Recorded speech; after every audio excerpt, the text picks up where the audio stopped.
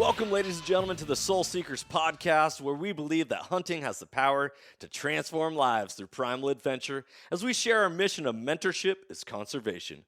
To learn more about everything we do, check out our show on Carbontv or go to soulseekersnation.com. Freedom on, everybody, and stay soulful. This podcast is proud to be brought to you by the Crazy Elk Company. Go to crazyoutcompany.com to pick up yourself a tag wallet, custom kill kit, or one of their e-tag systems to throw in your pack this coming hunting season.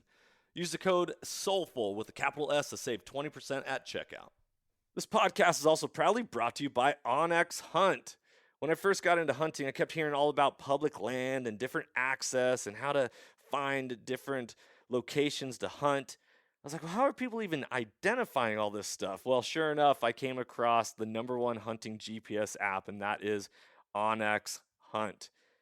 If you guys want to get better at hunting and go deeper into your scouting, OnX Hunt is the number one GPS app for that. Join the millions of hunters who trust OnX Hunt to find more game, discover new access, and hunt smarter.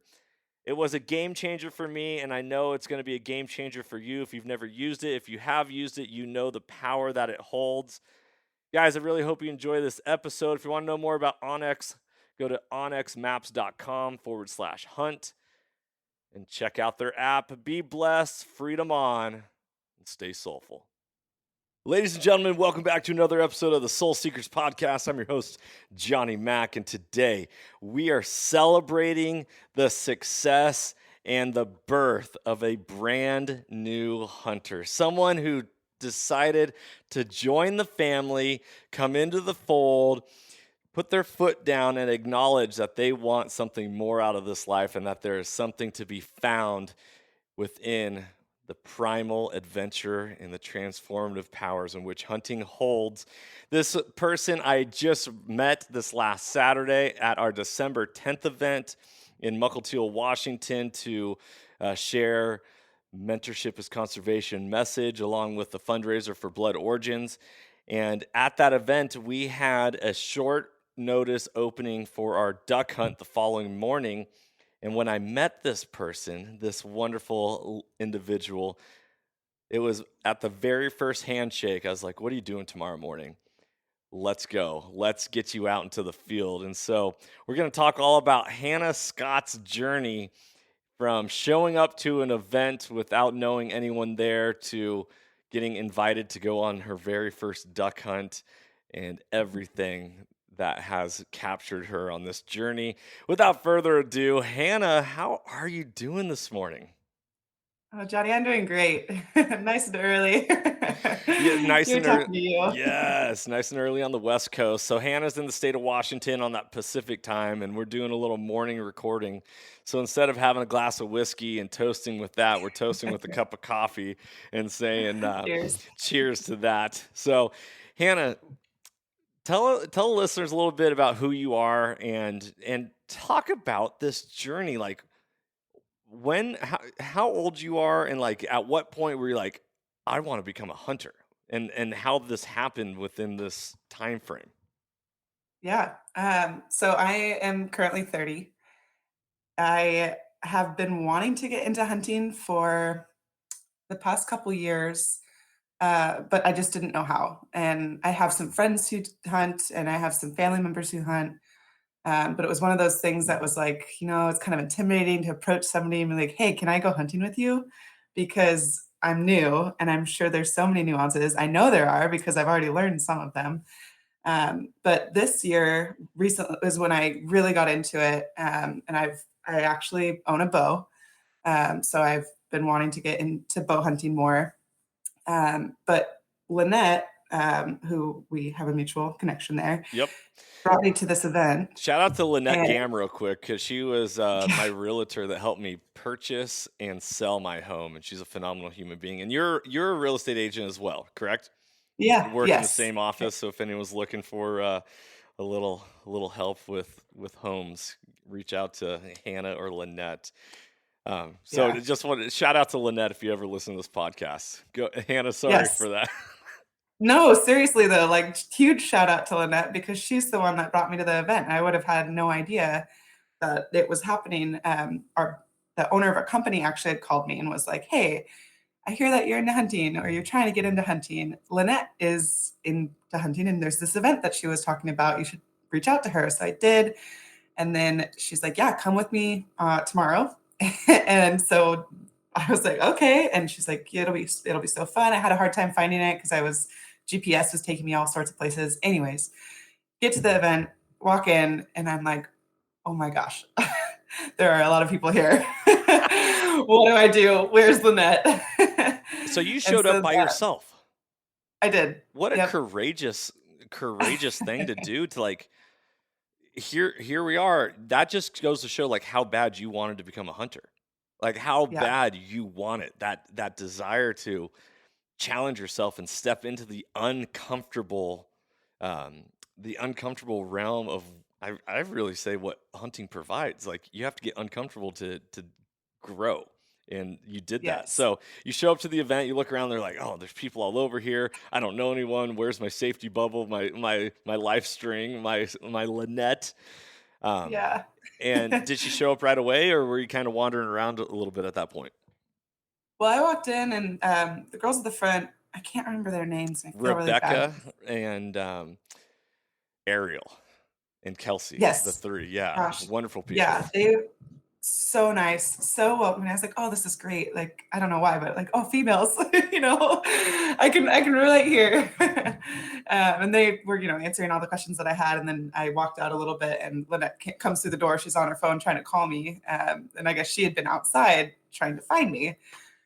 So then she's like, hey, I want you to come meet Johnny. And that's when we walked over to you. And that's literally what you just had said, that you shook my hand and you go, you ever been on a duck hunt before? I was like, no. Do you want to go tomorrow? Yeah. Yes. And it was like, talk about the unexpected, right? I always It's so always share unexpected. on this podcast, you can never outgive good, and it takes the courage to get into, step out of your normal day to day. Definition of insanity, and not that you're insane or any but the definition of insanity is doing the same thing over and over and expecting different results.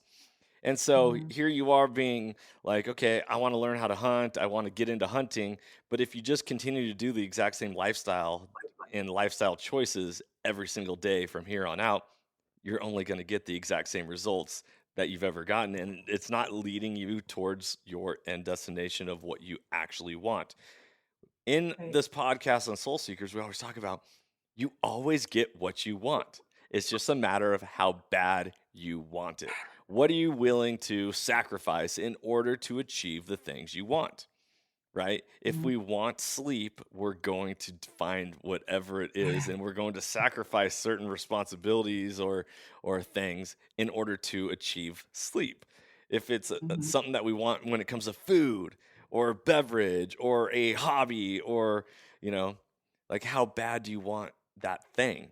And so it's really cool to see you on this journey and go through this process. So, little background. Tell us more. So you said you're 30 years old. You have friends and family that hunt, Mhm. but at what did they ever say, "Hey, Hannah, why don't you come hunt with us?" Or did you reach out to them, or what was that dialogue like?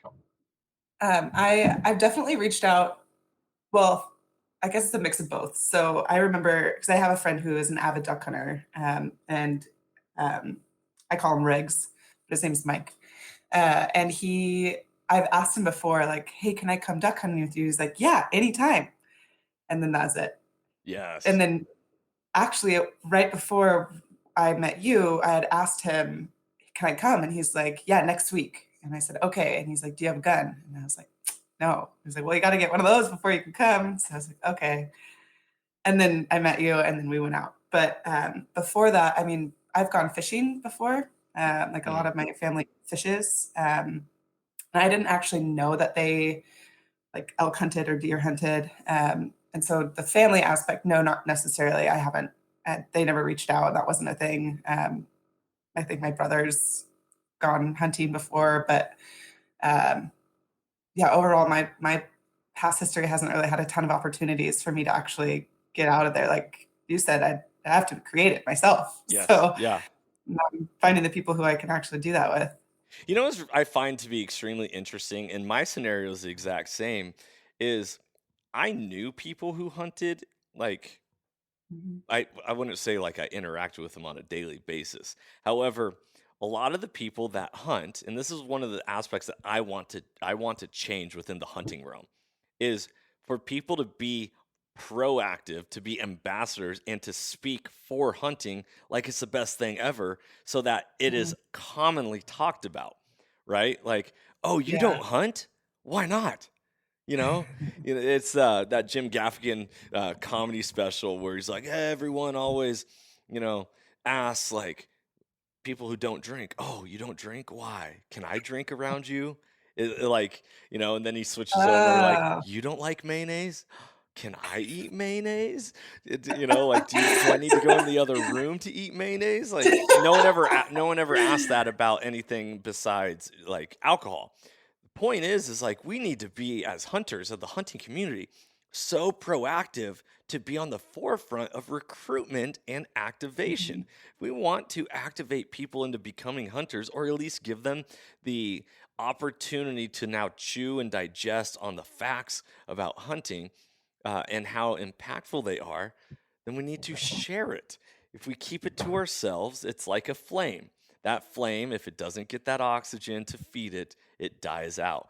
And it only takes a spark to start a fire, and all of a sudden, bam, the whole world is catching fire and being like, yeah, hunting, let's go. It's the best thing ever. So, yeah, it's disappointing for me to hear you say that you have people, even like your brother has gotten to that point where, you know,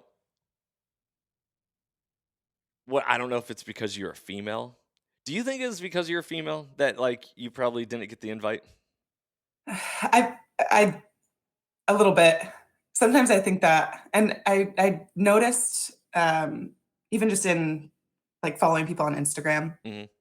that I've come across quite a few female hunters, and then I come across a ton of male hunters, and the difference between the amount of followers that they have, I know this isn't, like, the biggest, greatest thing, but they'll have, like, 30,000 followers for this female, and then this guy who's killed way more elk or way more animals, they have, like, 500. Yeah. And you're like, "So this obviously is pretty cool when you see a girl out there," but it's weird because I feel like you're doing the same thing, Mhm. right? Like, the Mhm. guys and the girls, you can do the same thing. I mean, not all girls are interested in harvesting an animal, Yeah. and maybe it's, physically a lot more challenging, going on those long backcountry hikes and Yeah. packing down an elk on your back. Yep. But I do think that there's been some sort of a challenge because of those limitations that people put on other people. Yeah. But I know that I'm a pretty strong chick, so It's I'm not really scared of that. it's really interesting. I talk to my wife about this all the time because we have 3 young boys, and I Mhm. hunt. I want to spend time with my wife. I know my children are going to start hunting because I'll take them. Like at some point, I'm like, Megan, hunt, please. And she's like, it's just not my thing. And this is like a broader, different talk, but like, the ultimate masculine and ultimate feminine, right? Like the roles and just how Yes. things are. Now, we breach and I don't even like to put people into categories, but roles, right? Like I like to Mhm. be the provider in my house and in my family's life and all that. However, I'm also okay with my wife doing whatever she needs to do, and that is the humility that comes along with it as well. It is Sure. interesting to see how female hunters, when they do it, they really get immersed very quickly and run with it, and it's awesome.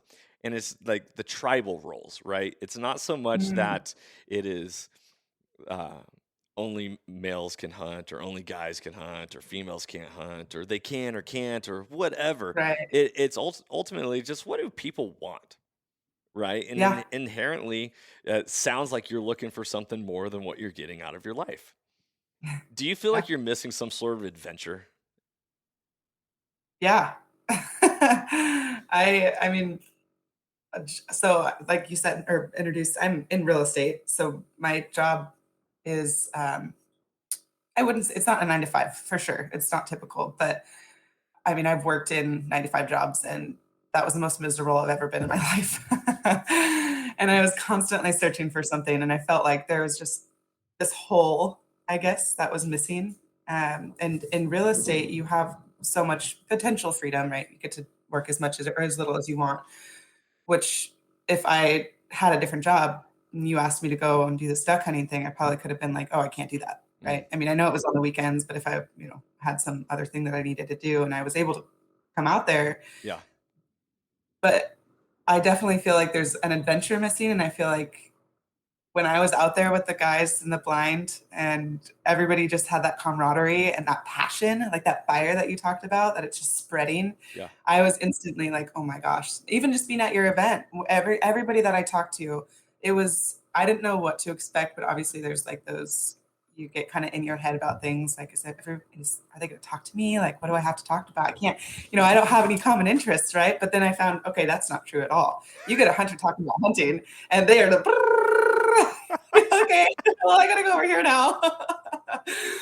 But it was that I when I got there, I just felt filled. And I had been, I mean, I don't know if you're religious or spiritual, but I am You got to I think listen I'm to a this podcast a little bit more. Yes, I yeah. absolutely am. So go ahead. Keep going. So yes, okay, good. So for me, I had been praying for a long time. Like, that we have our prayers or whatever you are asking for, but I was just asking God for guidance. And when Lynette had mentioned and like told me to come, I was like, this just feels right. And then everything fell into place. And I got to meet you, and then I got to go to this hunt, and then I got to meet all those guys, and I got to see that passion. I felt so full, and it just felt so good. And like that adventure that you asked, then yes, absolutely, it was there, 100%. Yeah. Now I'm fired up, and I want to go again because Yes. it's like an addiction almost, but in a healthy way. It is. The reason why it's an addiction is because it's a lifestyle. This Mm, is one of the things that like people hunting is so weird. It doesn't fit one specific box, right? So, uh, oh man, how do I put this? Because hunting provides food for your family, mhm, we're like farmers and ranchers. We're like mm, homesteaders. And because we do that, then this idea of like, well, in order for farmers and ranchers and homesteaders to have success, it is a lifestyle. It's not a hobby. There is no days off on the farm, right? The chickens aren't going to feed themselves. The horse, like there's animals that need to be taken care of. Well, hunters, in order for us to be the best hunters that we can, it's time in the field. It's mastering our craft. Are you familiar with Malcolm Gladwell's 10,000 hour rule? yes, Yes. Okay. So if you want to become a master in your craft, it takes a minimum of 10,000 hours. And right. so here you are, you went on your very first duck hunt. Okay. How many hours did we spend in that? Um, 8. Let's 6. say 6 or 8. Okay. There you go. There's your first tally marks to that 10,000 hours. How good do you want to get at hunting? Is hunting a hobby? Is hunting something you do for fun? Is hunting a lifestyle? What do you Right. want out of it? Because whatever you want out of it, you will get out of it, but it takes putting into it. And that is this crux that people have a hard time reflecting upon. Like, oh, I want to hunt. Yeah, I want to hunt. But they're not Mhm, proactive into actually gaining the knowledge, the skill sets, and the experiences. I didn't have anyone that taught me how to hunt. I wanted to learn mhm, how to hunt. And so I started to seek out knowledge and I seeked out knowledge. And then to the point where, and you probably don't know this because I didn't talk about this on that Saturday night, is I threw my very first event because I wanted to build my own community, like Field of Dreams. If you build it, they will come. they will And come, and the yeah. I had 13 people show up at that event. And from all over the state of Washington. And all of a sudden, I'm making relationships and connecting with people. And to this day now, I, through everything that I've put out into the world, right? My podcast may not be the best. My TV show may not be the best. My social media may not be the best. I may not be the best hunter. And you know what? It doesn't matter because what I'm doing is I'm putting it out there into the world, into the universe. And it is now a conduit of connection, of Mhm, connectivity. Without this, you and I would have never met. Without this, you would have never gotten to go on a duck hunt. Without this, I wouldn't have met the people I've met down here in Texas now and to go on a hunt for my boy to kill his very first buck. I mean, there's so many different things that it takes us stepping out of our little safety bubble and to get into an environment of, I'm going to put this out into the world, because what we put out in the world is a natural reflection of us and we're going to get it back. I don't know if you're a law Mhm. of attraction person or not. Definitely. Obviously, law of attraction and spirituality um, play hand in hand with this, prayer life and higher power and God and, Right. Jesus, or whoever you want to call it. But I think it all ties in very similar. And it's interesting. And at the end of the day, you get what you want. It's just a matter of how bad do you want it. What do you think about that? I mean, I agree. I think, I mean, the law of attraction, absolutely. I'm trying to remember what my mom always says because she talks about that too, and how you are who you surround yourself with. So that's was her biggest thing when I was growing up.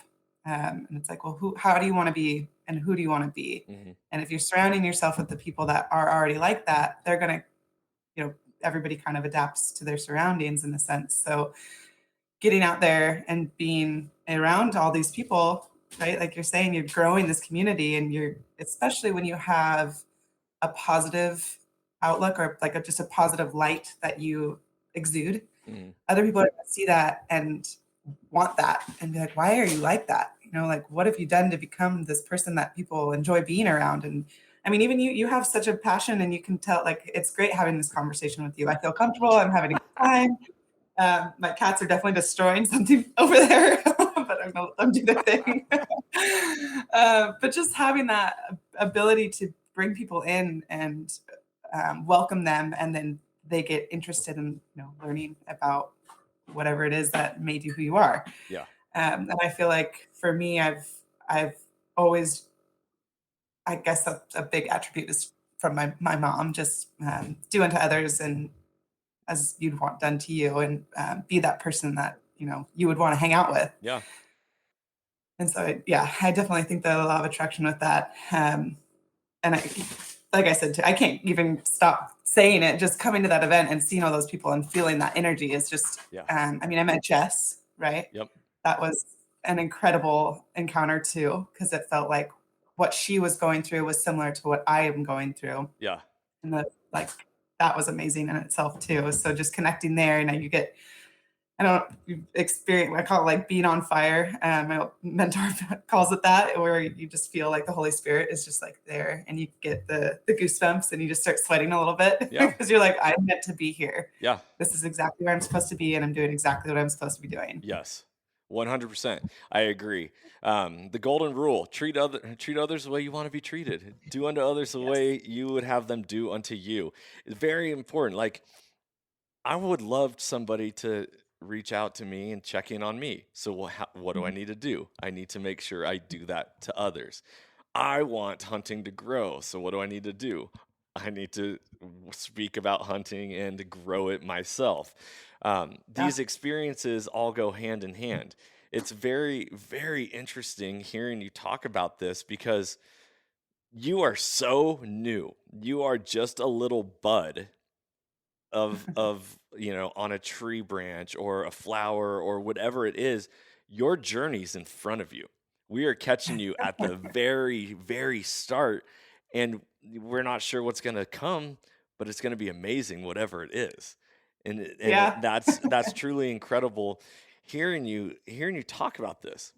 So really, what do you think was the root cause? Like, what made you say, I want to hunt? I know I asked you this before, but like, what can you nail it to one specific thing? Well, I do. I mean, I went to the grocery store and saw the prices of meat rising. Yeah. And my ex actually is an avid hunter. He's a great hunter. And when we first started dating, I was like, okay, I want to hunt. He's like, all right, well, you got to get, X, Y, and Z. And which was like, what, $2,000 in bow equipment. And then he's like, okay, well, now you got to get all the gear for you got, like, if you're going out here. I'm like, oh my gosh, you guys, this is expensive. And he had a previous experience with friends where it was like, yeah, I want to come hunt with you. And then he'd be like, okay, and get super excited about it and be like, all right, well, you got to get this and this and this. And then time would come and he'd be like, all right, are you ready? And they'd be like, honestly, man, I don't want to do it anymore. And so he was very like standoffish about bringing me or inviting me. And then, I was like, he would tell me what to do and I did it. And then it was like, oh, wow, you're serious about this. Yeah. Like, this is something you really want to do. I'm Uh-huh. like, yeah, absolutely. 100%. I wasn't kidding. I'm not just saying this because you do it. Like, I wanted to do this for a long time. So Yes. he was kind of the spark that flamed that. And then, we went our separate ways and I was like, well, crap. Like my guide is gone. Now what do I do? Hmm. And so now that being able to be like, okay, I can do this by myself, right? Yeah. But obviously not by myself, but I can introduce myself to other people who are able to take me out and show me the ropes. And Yep. Yeah. so, yeah, So one of the things about hunting being a lifestyle is that it's expensive. It is not necessarily cheap to go get wild meat and put it in your freezer because of everything that goes along with it. And at the same time, it's like, yes, you can do it for cheaper, uh, and your experience might not be the most enjoyable. So, how much do you enjoy suffering on your journey to reach your end destination? Um, right. like a Mercedes Benz is really nice to ride in versus another car brand that might not be as, like Yeah, we don't want to talk about yeah, it. leather seats are really nice. Like, Yeah, there uh, we so go. I totally get that. Uh, this journey that you're on, what do you want from it? That's such an oh man, good question. I I want I feel like I need to listen to where I'm being called. And I feel like where I'm being called and what even just the brief time that I have talked to other hunters or even yesterday when I was sharing my story to people at work, one of the gals, and I had no idea, owns a 180-acre farm out like nearby in Snohomish. And I was like, wait, what? Tina, you have what? And I was like, well, do you guys have any like, issues with elk? And she's like, yes, we do. And no, you can't. I was like, okay. Keep going. I've got something to say about that and Yeah. to help you on your journey with this. So her son is an avid hunter, and she's like, my son would kill me if I let you come out there. And I was like, oh, that's fair. But it was just interesting to talk to her and there were so many frustrations in being able to own that land and the limitations that the state has been putting on her and the ability just it's I feel like, and I've listened to other people hunting, and I know that we had kind of talked about that spring bear hunt and just how the people that are in these higher positions that have maybe never hunted before, and the voters are the ones that maybe don't have any education on hunting, and so they're kind of like, I don't really have an opinion either way. I feel like for me, when I get passionate about something, I tend to not ever shut up about it. Yeah. So even in the last few days, I'm like, am I talking too much about this? But I also have, I feel like I have a bit of a captivating ability to get other people excited about things Hmm. and then little tidbits. And I was prophesized over when I was younger. And there was this, we were in this huge prayer circle and they said that the vision was me leading this group of youth to this door that I had to open for them to get it into. And I feel like what I want is to be that person that is able to help youth or to help other people through my own journey and like be able to experience that and lead these people. And I feel like getting connected to you is crazy to me because it just feels like everything is again falling into place. Like when when there's doors that you're trying to open and God's like, nope, not this one. Nope, not this one. And then that finally you're like, all right, here I am. This Yeah. is where I'm supposed to be. And everything just feels like right. Yeah. Right. Like I feel comfortable and I feel happy.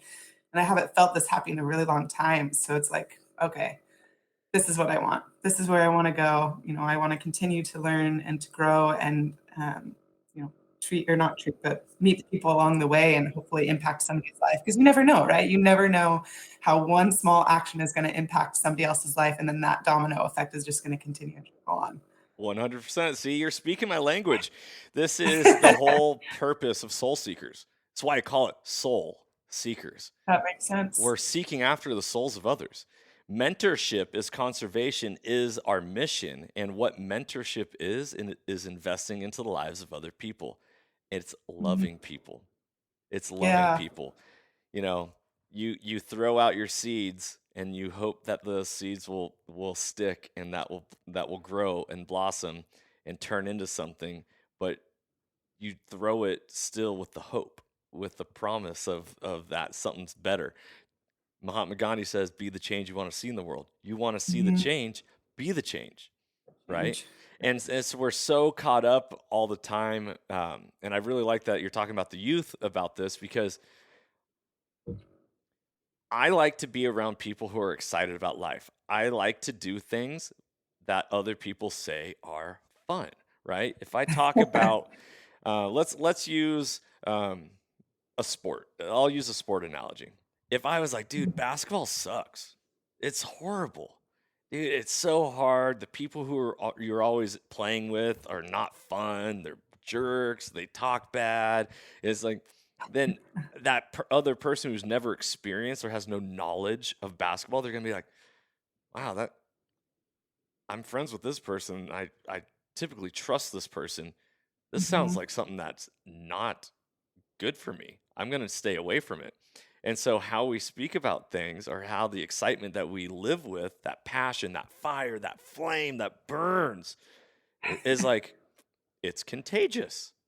That is the whole premise of soul seekers. This is the whole premise of mentorship is conservation. If you want hunting to last for generations to come, then you need to be the voice for hunting. And we all are the voice. You are a voice for hunting no matter how new you are, because you know how powerful it is for you already.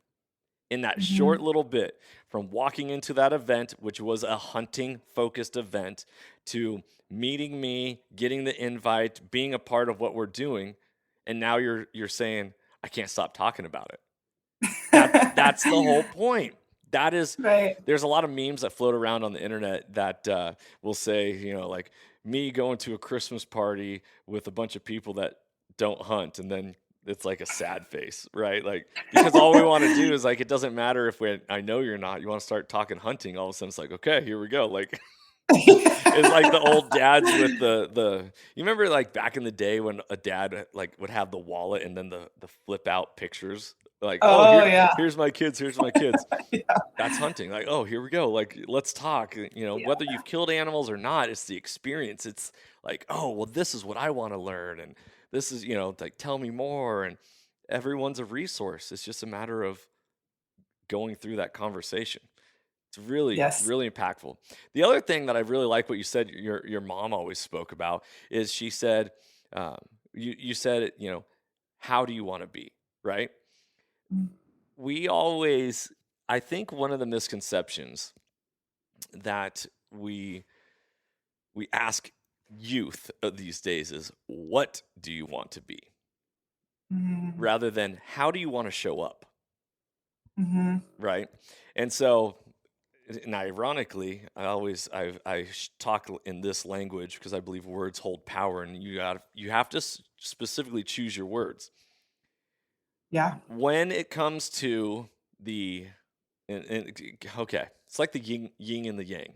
It goes both ways. It's interconnected. So we don't worry about the how, we worry about the what. What do you want? When you identify the what, the how takes care of itself. With that being said, that's one half of it. The other half is, instead of saying, what do you want to be?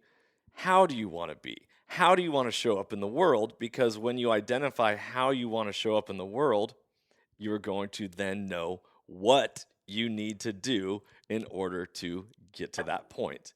And Right. it is the philosophical in-depth conversations and reflections on life that is missing in this world. And that is where the beauty can lie, is if we allow ourselves to get into that retrospective environment and to really think, because inward reflection always leads to outward correction. Ooh, that's powerful. That's a good one. I like that. We're going to church this morning on a Wednesday Yeah, for morning, real. huh? This is Sunday. Church is every day, though, right? That's That's just right. Church two is people wherever you meeting take talking it. about God. Hannah, Mhm. you got to go on your very first duck hunt. We say, hey, you need a federal duck stamp, you need a duck license. Do you have a gun? No. And then we said, okay, don't worry about it. We'll take care of you. We'll bring a gun, but make sure you can go get some shells if you can. All of Mhm. that. You go on your journey. We say, meet up at 5 a.m. at this barn. How far away was that barn from your house? Like an hour and a half? About an hour and 45. Yeah, so Yeah. almost 2 hours away with a bunch of people you've never met, or no, a few people you've met, but it's all in the dark. There was Mhm. another mentee going on the hunt, so, like, you guys got to Yeah. meet at the event and talk, and I'm sure, build that relationship. Yeah. When you went on the hunt and you're in the blind and the ducks are starting to fly and everyone's shoulder to shoulder and we're cramped for space, but it's cool because it's brand new and like do as the Romans do, right? When you're in Yeah. Rome, like, okay, what am I going to do? Well, I'm going to just follow along with everyone else's lead. And you have that moment and you shoot that very first duck where you knew you shot the duck and Uh, did you watch it fall out of the sky? I did. I did. Explain the emotions. What were you thinking? The process of that. Yeah. So obviously, your listeners can't see me, but this smile I have on my face is the exact smile. Full on grin, just cheek to cheek. Yeah, all of my teeth. I so I mean, it was almost like slow motion, which I feel like is almost so cliche, but it's so true. It's not it's The not cliche. It's real. it was It it happens. yeah, it's so real. So it was, you know, that whole he called it and he's like, "Kill him." You stand up and everybody stands up at the same time and you put that gun on your shoulder and you aim and you look and you go, "Pew." And then little feathers, they do their thing. And that duck came down, and I was at first, there's so many emotions that went through my head, and it was like, oh no, like the girl, like, oh no, the poor duck. And then I was like, oh, I did that. Oh my gosh, thank you. Like, thank you, duck, for your sacrifice, I guess. And then it was, Sadie went out there, grabbed it, came back in. I'm not sure who grabbed the duck from Sadie, but then I was like, I'm pretty sure that was mine. And I think it was Will next to me. He was like, that was 100% yours. And I was like, oh my gosh. And so I got to hold it. And as I was holding, I was like, this is the most beautiful thing I've ever seen. This moment is just so beautiful. And it was like a roller coaster, I guess. It was Yeah. like, oh no. And oh my gosh, yay. And then, wow, I can't believe that just happened. And it was, I don't know how to, I wish I could just hold that moment in my hands and just, it's holding it in my head, I guess is the same thing. But Yeah. yeah, it was incredible. It was a great experience. I'll tell you this. So, to share in the joy and the experience, when I shot my very first animal, my Mhm. very first big game animal, like when I was intentionally on my own going on a hunt, I shot a black bear. And Wow. the world slowed down to the point where that bear and I locked eyes. And I personally got to see the fear in its eyes, knowing that it was going to die. And at Oh, the same time, I had my hunting partner, Two Shot Tony, right on my back. And I had no clue he was there. I was in such a like Matrix wow. style, where like it pans around and you can see everything Yes. going on. Yeah. It was one of those moments where it happened. I pulled up the gun, shot, and then all of a sudden everything sped back up to regular speed. And it was like, did that really just happen? It was the most incredible thing ever. And to hear you say, thank you right away, it's that, an attitude of gratitude is such a Ah, powerful thing. Leading with yeah. gratitude, being grateful. One of the biggest things as a school teacher that I used to do, I used to get so like annoyed with students when I would compliment them and they would say, "Yeah, I know."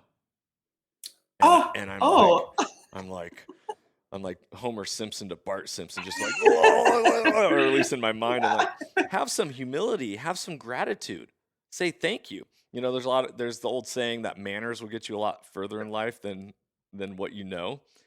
And mm, ultimately, just being grateful. You shot that duck. You bam. Oh my goodness! Like yes. incredible process, truly incredible. Um, what are some of the big takeaways that you learned from duck hunting? I mean, they're I'm trying to like think of this in an order. Well, the whole setup, first of all, finding a place to go, and you have to know about the animal itself, right? So you're, in a sense, having to become a duck, I guess, to figure out what their patterns are. You have to think like the animal, immerse yourself in the Yeah, culture. you Yeah, do. okay. You're like becoming one with nature and not just being a spectator, Yeah, I guess. yeah, And so now you're putting yourself into this situation and you have to think like, okay, if the duck is coming in at this angle because they always land, I learned that they always land into the wind, right? yep, So that their wings. So when we're setting up a blind, right, with the ideal situation is maybe a little bit of light rain, but not too much rain. The wind is in their faces, right? Or the other way? Other way. the Wind is at our backs, yeah, right? you wa- Trying to think. you want So, them to land into the wind, and so the wind you yes, want it to be at your back, at your pushing the back. pushing it forward so that they come directly facing you. We had the wind at our face with the slight breeze. That's Like right. there was barely any wind. And so the ducks kept Yeah. circling and coming in from behind, which makes it hard for being able to keep your eye on the duck and be safe Uh-huh. with your gun in order to turn and then still shoot without them hooking a right or a left. And then all of a sudden your gun and your barrels turning into other Right. hunters in the blind. Yeah. Yes. Yeah. So that, and then the blind itself, making sure that the grass is, because ducks have really good eyesight. I didn't know that. I didn't realize that they could see in color, unlike big game where they see black and white. So when a duck is coming down and, they're looking into this blind, there's just a big black hole or these little white faces poking up at him. They're like, ooh, yeah, no, abort. We don't want that. We don't know what those are. So putting the grass and making sure that everything is on top, and then putting out the decoys the specific way that each pattern is just going to be more appealing to certain ducks. And then, like, there are just so many nuances and so many things that you need to learn that I'm so thankful that I got to go with you guys and with the outfitting service, because there's no way that I would have known how to do any of that. Yeah. Um, and I, I mean, I guess I learned that there's just you have a lot of fun when you go on these duck hunts, especially because you don't have to be quiet, right? Duck's not going to be like, "Ooh, those guys are talking too much. They're spooking me." Uh, so that was really fun too, and just all the jokes and yeah, it was that was so much fun. The So I learned a community, lot. yes, the Yeah, community the and the community. camaraderie of everything is a part of what makes it such a beautiful thing. Hmm. Yeah, Yeah, absolutely. I sharing that agree. passion and that. I agree. Yeah. Um, what is going to be your next adventure? Like, do you see yourself? It's December, so hunting Mhm. seasons are coming to a close. There are some that are still open. Small game stays open in Washington until I think what March 15th or April 15th, one of those. But Mhm. coyotes, you can hunt year round. You might want to ask your fellow coworker if she has issues with coyotes and if you can come hunt coyotes on the property. That was one Oh, of the suggestions I want to tell you. That is common within like experienced hunters when it comes to land access and land permission is that if you Uh-huh. go ask for the elk or the deer right away, more or less you're going to always be told no. But if you can help with predators, which then help with the Oh, big game management, right? If there's less predators around, more of the ungulates are going to feel safer and they're going to come around a lot more. interesting. That can help. Also, if you were to say, hey, could I duck hunt your property? She might say yes rather She than did say that, there. actually. There Yeah, you go. So yeah, get yourself a shotgun.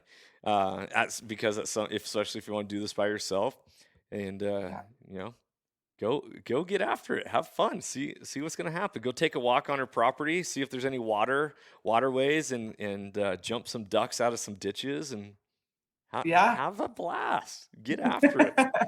A literal blast. Yes, Hannah, there's going to be a community of support that is going to reach out to you, and you're you're going to be there for them and people that you might not even know at this point. How can people get a hold of you to support you on your journey? Well, I have an Instagram. Hey, what is it? It's Gone, Gone, with Hannah. I love it. Gone with Hannah. She's gone hunting. Was it Gone with Hannah before?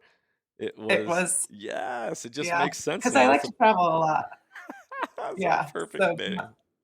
I've gone to a lot of international areas. Yeah, that actually is a really good name for this. That's funny. So yeah, so it's Gone with Hannah. I don't believe in Um, coincidences, Hannah. I believe everything happens with no, purpose, and even agreed. coming down to an Instagram name. One of the things I ask of you and I ask of all of our mentees is that now that you have experienced the mission of mentorship is conservation, that you take it and you pass it on, pay it forward. And so let that be something that is a torch that you carry, just like the Olympic flame.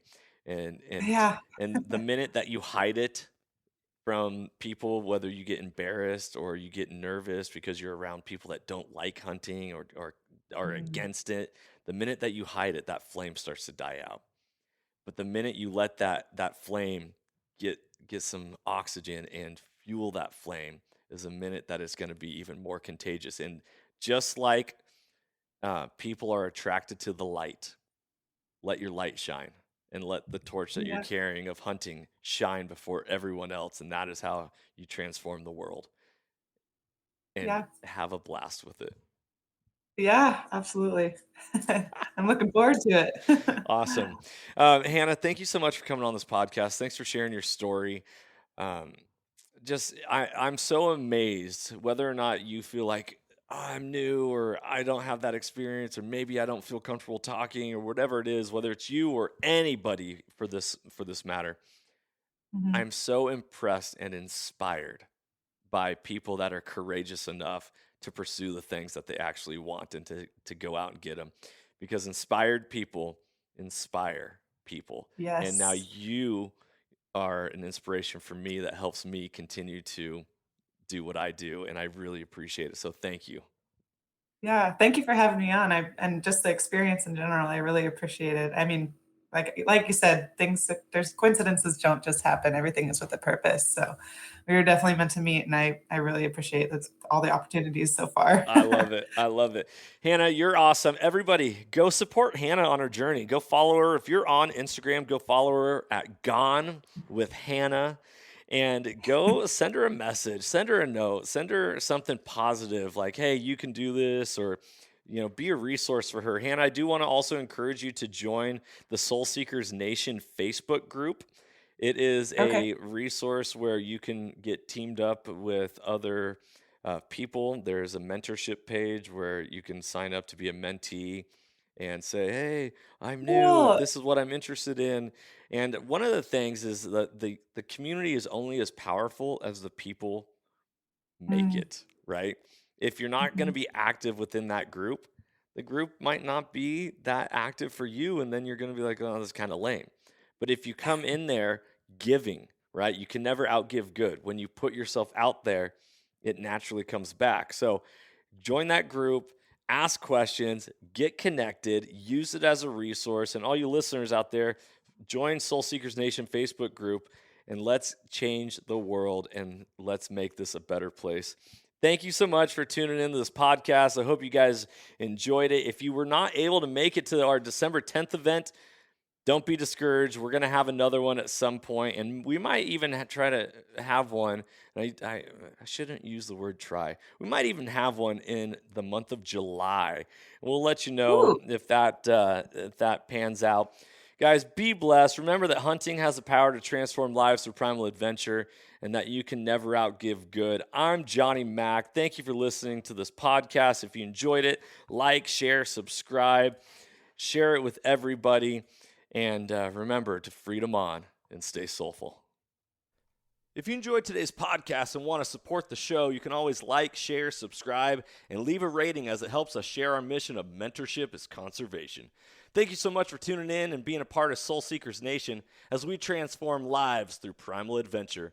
If you want to get more connected with the podcast, check out the Soul Seekers Nation Facebook group, as I look forward to connecting with you on the next episode. So stay tuned and stay soulful.